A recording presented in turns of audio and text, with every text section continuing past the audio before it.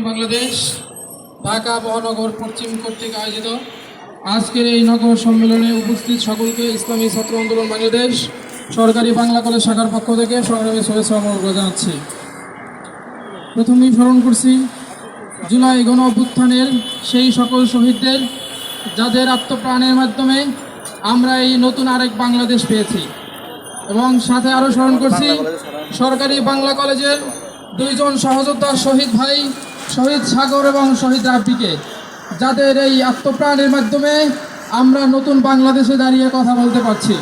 প্রিয় সংগ্রামী সাথী বন্ধুগণ, আপনারা জানেন ইসলামী ছাত্র আন্দোলন বাংলাদেশ টেকনাফ থেকে তেঁতুলিয়া, রূপসা থেকে পাথুরিয়া, পদ্মা মেঘনা যমুনার তীর ঘেঁষে সকল অঞ্চলে দেশ থেকে দেশান্তরে ইসলামী ছাত্র আন্দোলনের বাংলাদেশের অগ্রণী সৈনিকরা তারা দিন প্রতিষ্ঠার জন্য মাঠে ময়দানে সর্বদা কাজ করছে।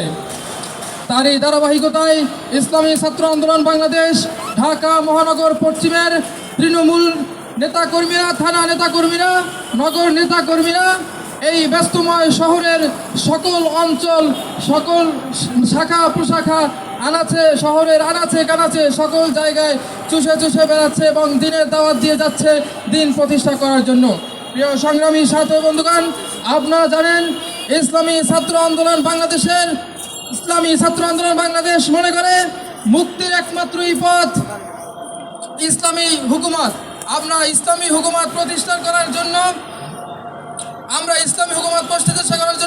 ইসলামী ছাত্র আন্দোলন বাংলাদেশ সর্বদা সবসময় কাজ করে যাচ্ছেন।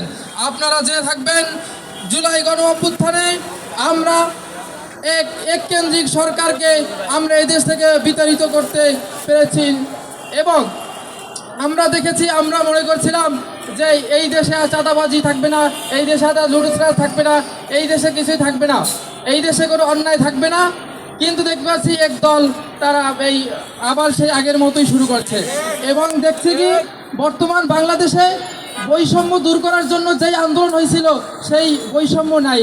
আমরা শিক্ষাক্ষেত্রে বৈষম্যর জন্যই প্রথম আন্দোলন শুরু করছিলাম। দেখা যাচ্ছে যে কোনো এক ইসলামিক নামদারি দলের লোকেরা তারা নিয়োগ না পেয়ে বিশ্ববিদ্যালয় প্রফেসর নিয়ে নিচ্ছে।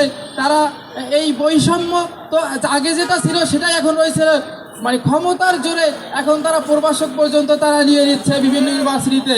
আমরা এই বৈষম্য চাই না। যে যেখান থেকে শুনছেন, যারা এই অপকর্মের সাথে